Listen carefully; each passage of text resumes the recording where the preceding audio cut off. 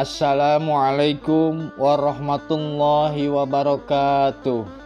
Kisah Nabi Syu'aib alaihissalam. Nabi Syu'aib alaihissalam merupakan salah satu dari 4 nabi yang berasal dari bangsa Arab. Beliau bersama dengan 3 nabi lainnya, yaitu Nabi Hud alaihissalam, Nabi Saleh alaihissalam, dan Nabi Muhammad sallallahu alaihi wasallam. Kemampuannya dalam berdakwah membuat Nabi Syu'aib alaihissalam diberi julukan oleh banyak orang pada masa itu adalah juru pidato. Nabi Ibrahim alaihissalam bisa dikatakan sebagai bapak dari para nabi. Begitu juga dengan Nabi Syu'aib alaihissalam yang merupakan cicit dari Nabi Ibrahim alaihissalam. Nabi Syu'aib diyakini berasal dari keturunan Syu'aib bin Maikil bin Yasjar bin Madian, dan ibunya adalah putri dari Nabi Lut alaihissalam. Nabi Lut adalah nabi yang diutus oleh Allah sebelum Nabi Syu'aib. Umat muslim percaya atau meyakini bahwa Allah mengutus Syu'aib untuk menjadi seorang nabi sebagai penduduk Madian. Paras wajah Nabi Syu'aib alaihissalam bisa dibilang sangat tampan, sehingga banyak orang yang mengingat ketampanannya. Tidak hanya itu, beliau sangat ramah pada setiap orang yang senang menyedekahkan rizkinya kepada orang-orang yang tidak mampu. Paras wajah yang tampan, ramah, dan menggunakan rizkinya di jalan Allah membuat Nabi Syu'aib alaihissalam sangat dikenal oleh masyarakat Madian. Selain itu, Nabi Syu'aib merupakan keturunan asli kaum Madian yang memiliki sifat dan perilaku yang mulia, seperti halnya Nabi yang memiliki banyak sekali sifat terpuji. Kelahiran Nabi Syu'aib alaihissalam diperkirakan terjadi pada tahun 1600 sebelum Masehi. Secara harfiah, Syu'aib memiliki arti memberikan petunjuk pada jalan kebenaran. Oleh sebab itu, ketika masih kecil, Nabi Syu'aib alaihissalam selalu berusaha untuk menjaga hatinya dan menahan dirinya agar tidak melakukan perbuatan buruk dan sia-sia. Sifat terpuji itu belum dimiliki oleh anak-anak seusianya pada masa itu. Sifat terpuji ini beliau bawa hingga beranjak remaja dan dewasa. Sifat terpuji yang dimiliki oleh Nabi Syu'aib alaihissalam menghasilkan sikap dan perilaku terpuji juga, sehingga banyak orang lain yang merasa terbantu dan bahagia. Nabi Syu'aib alaihissalam akan selalu menyapa terlebih dahulu kepada setiap orang yang lewat di hadapannya. Terlebih lagi, jika ada seseorang yang meminta bantuan, beliau tanpa berpikir panjang dan tanpa rasa malas langsung membantunya. Seseorang yang meminta bantuan. Sifat dan perilaku terpuji beliau lakukan hanya untuk membuat orang lain bahagia. Sifat dan perilaku terpuji lainnya adalah selalu ingat akan kebesaran Allah dan selalu mendekatkan diri kepadanya, serta hampir setiap harinya tidak menyia-nyiakan waktu yang sudah diberikan oleh Allah. Beliau selalu ingat dengan perintah-perintah Allah, seperti beribadah tepat waktu dan melakukan zikir kepadanya, sehingga beliau lebih sering menghabiskan waktunya di tempat yang sunyi. Kaum Madian adalah bangsa Arab yang memiliki tempat tinggal atau menetap di daerah yang berada di pinggiran negeri Syam yang saat ini dikenal dengan Suriah. Tempat yang ditinggali oleh kaum Madian ini berbatasan langsung dengan Hijaz serta berdekatan dengan Danau Lut. Suatu negeri yang menjadi tempat tinggal kaum Madian ini sangat dikenal dengan kehidupan berdagang dan bercocok tanam. Hal ini dikarenakan Allah memberikan kondisi tanah yang subur, sehingga mudah ditanami berbagai macam jenis tumbuhan. Namun, kondisi tanah yang baik dan bisa menghasilkan hasil pertanian yang baik juga ternyata membuat sebagian besar kaum Madian lupa bahwa ini semua pemberian dari Allah, sehingga tidak bersyukur atas kenikmatan yang telah diberikan olehnya. Selain itu, kaum Madian juga terdiri dari orang-orang kafir yang tidak mengenal Allah dan lebih memilih untuk menyembah pohon, dan pohon tersebut mereka kelilingi. Sifat dan perilaku yang dimiliki oleh kaum Madian ini sangat tidak mencerminkan terhadap ajaran-ajaran agama Allah, atau jauh dari ajaran-ajaran yang telah diajarkan oleh Nabi Ibrahim alaihissalam nabi-nabi sebelum Nabi Syu'aib alaihissalam. Sifat dan perilaku yang dimiliki oleh kaum Madian seperti selalu bertingkah buruk, keji, hingga sering merugikan orang lain tetapi menguntungkan diri sendiri. Kecurangan yang dilakukan oleh kaum Madian biasanya oleh para penipu yang sudah dibutakan dengan kekayaan, sehingga para penipu itu seringkali menimbang suatu barang dengan berat yang tidak sesuai. Hal seperti itu sangat merugikan para petani dan pedagang-pedagang kecil yang ada di negeri Madian. Di sisi lain, para pedagang besar dan penipu di negeri Madian sangat diuntungkan dengan perbuatan buruk dan tidak terpuji itu. Maka dari itu, penduduk Madian yang miskin akan bertambah miskin, dan penduduk Madian yang kaya akan bertambah kaya.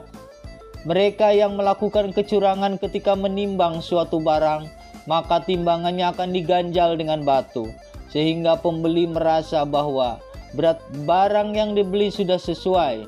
Keuntungan pedagang pasar akan bertambah menjadi 2 kali lipat setelah melakukan perbuatan tidak terpuji itu. Lebih parahnya lagi, penduduk Madian yang sering melakukan kecurangan beranggapan bahwa mengurangi berat timbangan merupakan bentuk dari kepandaian atau keahlian dalam transaksi jual beli. Allah yang melihat kaum Madian semakin hari semakin memburuk, kemudian mengutus Nabi Syu'aib alaihissalam kepada kaum Madian. Allah mengutus Nabi Syu'aib alaihissalam dengan membawa suatu ajaran agama yang benar yang berasal dari Allah. Selain itu, Nabi Syu'aib alaihissalam juga dipercaya untuk mengubah jalan kaum Madian yang tadinya berjalan di jalan yang buruk dan gelap agar kembali ke jalan yang baik dan benar. Syu'aib yang diutus oleh Allah kepada kaum Madian agar kembali ke jalan yang benar, yaitu jalan Allah, ini terkandung di dalam Al-Quran Surat Al-A'raf ayat 85 yang artinya, dan kepada penduduk Madian kami utus Syu'aib saudara mereka sendiri. Dia berkata, wahai kaumku, sembahlah Allah, tidak ada Tuhan sembahan bagimu selain Dia. Sesungguhnya telah datang kepadamu bukti nyata dari Tuhanmu. Sempurnakanlah takaran dan timbangan, dan jangan kamu merugikan orang sedikit pun. Janganlah kamu berbuat kerusakan di bumi setelah diciptakan dengan baik. Itulah yang lebih baik bagimu jika kamu orang yang beriman. Syu'aib telah diutus menjadi nabi oleh Allah, mulai mengajak penduduk di negeri Madian untuk meninggalkan perbuatan-perbuatan buruk yang merugikan orang lain dan hanya menguntungkan diri sendiri. Selain itu, Nabi Syu'aib alaihissalam juga mengajak penduduk Madian tidak menyembah pohon lagi dan mengajak mereka untuk menyembah Allah Subhanahu wa Ta'ala dan melakukan ibadah sholat kepada Allah, serta percaya bahwa semua yang ada di muka bumi merupakan ciptaan Allah.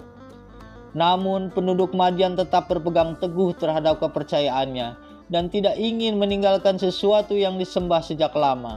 Mereka pun menolak ajakan Nabi Syu'aib untuk kembali ke jalan yang Allah. Bahkan setiap nasihat dan dakwah yang disampaikan Nabi Syu'aib kepada kaum Madian diejek dan dihina oleh kaum Madian. Dalam surat Hud ayat ke-87 yang artinya, wahai Syu'aib, apakah sholatmu menyuruh kamu agar kami meninggalkan apa yang disembah oleh bapak-bapak kami atau melarang kami berbuat apa yang kami kehendaki tentang harta kami? Sesungguhnya kamu adalah orang yang sangat penyantun lagi berakal. Meskipun ajakan nasihat dakwah yang dilakukan oleh Nabi Syu'aib alaihissalam ditolak dan dihina oleh kaum Madian, tetapi tetap sabar dan berusaha untuk mengajaknya kembali ke jalan Allah. Beliau pun membalas argumentasi dari kaum Madian dengan tenang dalam surat Hud ayat 88 yang artinya, wahai kaumku, bagaimana pendapatmu jika aku mempunyai bukti yang nyata dari Tuhanku dan dianugerahinya aku darinya rezeki yang baik? Patutkah aku menyalahi perintahnya? Dan aku tidak berkehendak menyalahi kamu dengan mengerjakan apa yang aku larang. Aku tidak bermaksud kecuali mendatangkan perbaikan selama aku masih sanggup. Dan tidak ada taufik bagiku melainkan dengan pertolongan Allah. Hanya kepada Allah aku bertawakal dan hanya kepadanya lah aku kembali. Nabi Syu'aib juga mengatakan kepada penduduk Madian bahwa bagi mereka yang tidak taat kepada Allah akan diberikan azab dari Allah dan akan dimasukkan ke dalam api neraka yang sangat panas. Dalam surat Hud ayat 89 dan 90 yang artinya, wahai kaumku, janganlah pertentangan antara aku dengan kamu menyebabkan kamu menjadi jahat, hingga kamu ditimpa azab seperti yang menimpa kaum Nuh atau kaum Hud atau kaum Saleh. Sedang kaum Lut tidak pula jauh dari zaman dan tempatnya dari kamu. Dan mohonlah ampun kepada Tuhanmu, kemudian bertobatlah kepadanya. Sesungguhnya Tuhanku Maha Penyayang lagi Maha Pengasih. Kaum Madian yang tidak percaya terhadap ajaran yang dibawa oleh Nabi Syu'aib alaihissalam selalu menghina dan mencemooh Nabi Syu'aib. Tidak hanya itu, Nabi Syu'aib juga dianggap sebagai manusia yang lebih lemah bila dibandingkan dengan kaum Madian. Dan Nabi Syu'aib alaihissalam juga diancam oleh kaum Madian, seperti yang terkandung dalam Al-Quran surat Hud ayat 91 yang artinya, mereka berkata, wahai Syu'aib, kami tidak banyak mengerti tentang apa yang engkau katakan itu, sedang kenyataannya kami memandang engkau seorang yang lemah di antara kami. Kalau tidak karena keluargamu, tentu kami telah merajam engkau, sedang engkau pun bukan seorang yang berpengaruh di lingkungan kami. Dikarenakan kaum Madian sangat susah untuk diajak kembali ke jalan yang benar, kemudian Nabi Syu'aib alaihissalam mulai memberitahukan kepada mereka bahwa akan ada azab yang diberikan oleh Allah atas perbuatan-perbuatan buruk yang telah kalian lakukan. Mendengar perkataan yang keluar dari Nabi Syu'aib membuat penduduk Madian tidak merasa takut dan kembali mengancam beliau. Setelah melakukan berbagai macam dakwah dan ajakan untuk kembali ke jalan yang benar, tetapi kaum Madian tetap ingin menjadi orang-orang kafir, maka Nabi Syu'aib berdoa kepada Allah agar penduduk Madian diberikan azab. Allah yang mendengar doa Nabi Syu'aib alaihissalam kemudian mengabulkan doa itu. Kemudian Allah subhanahu wa ta'ala menyuruh Nabi Syu'aib beserta orang-orang yang beriman agar keluar dari kota yang telah diduduki oleh kaum kafir itu. Setelah Nabi Syu'aib dan orang-orang beriman telah meninggalkan kota itu, Allah menurunkan cuaca yang sangat panas dan sangat kering yang membuat tumbuh-tumbuhan mati dan sulit untuk mendapatkan kesejukan. Kemudian Allah juga memberikan gempa bumi dan suara halilintar yang membuat kaum penduduk Madian yang kafir mati. Azab yang diberikan oleh Allah itu seperti datangnya hari kiamat. Semua bencana itu terjadi karena kaum Madian tidak ingin kembali ke jalan Allah. Sebagaimana diterangkan dalam surat Asy-Syu'ara ayat 189 yang artinya, kemudian mereka mendustakannya Nabi Syu'aib, lalu mereka ditimpa azab pada hari yang gelap. Sungguh itulah azab pada hari yang dahsyat. Di sisi lain, Nabi Syu'aib dan orang-orang beriman terselamatkan dari bencana alam yang menakutkan itu, seperti firman Allah dalam Al-Quran surat Hud ayat 94 dan 95 yang artinya, maka ketika keputusan kami datang, kami selamatkan Syu'aib dan orang-orang yang beriman bersamanya dengan rahmat kami. Sedangkan orang yang zalim dibinasakan oleh suara yang mengguntur, sehingga mereka mati bergelimpangan di rumahnya, seolah-olah mereka belum pernah tinggal di tempat itu. Ingatlah, binasalah penduduk Madian sebagaimana kaum Samud juga telah binasa. Suri tauladan yang patut dicontoh dari Nabi Syu'aib, yang pertama selalu dekat dengan Allah. Nabi Syu'aib alaihissalam dalam setiap kegiatannya tidak pernah lupa dengan Allah. Beliau selalu melaksanakan perintah-perintah Allah dan menjauhi larangannya. Oleh sebab itu, beliau memiliki hati yang bersih dan suka membantu orang lain yang sedang membutuhkan pertolongan. Perilaku seperti ini perlu kita tanam di dalam diri umat muslim agar kita selalu berada di jalan yang benar dan menjauhi larangan-larangannya. Suri tauladan yang kedua yaitu kemampuan berkomunikasi yang baik. Juru pidato, begitulah julukan yang diberikan kepada Nabi Syu'aib alaihissalam, karena kemampuannya dalam berkomunikasi dan berargumentasi dengan orang lain. Sifat ini sangat diperlukan bagi kita karena bisa mengajak orang lain agar menuju jalan yang benar. Yang ketiga, selalu membantu orang lain. Nabi Syu'aib alaihissalam sangat suka membantu orang lain, terutama orang-orang yang sedang dalam keadaan kesulitan.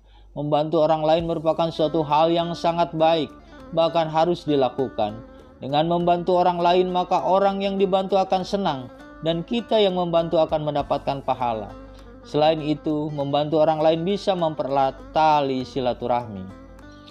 Suri teladan yang keempat, yaitu selalu menjaga hati dan diri. Nabi Syuaib alaihissalam selalu menjaga hati dan dirinya agar tidak muncul perasaan benci, sombong, dan lain-lain yang bisa merugikan diri sendiri dan orang lain. Begitu juga dengan diri kita harus menjaga hati dan diri agar tidak terjerumus ke jalan yang salah. Mukjizat Nabi Syuaib yaitu Nabi Syuaib dan pengikutnya selamat dari azab Allah Subhanahu wa taala yang menimpa kepada kaum Madian. Yang kedua, atas izin Allah Nabi Syuaib mampu mendatangkan azab badai panas. Dan yang ketiga, atas izin Allah Nabi Syuaib mendatangkan awan hitam, petir, dan gempa bumi. Demikian kisah Nabi Syuaib alaihissalam. Semoga bermanfaat. Assalamualaikum.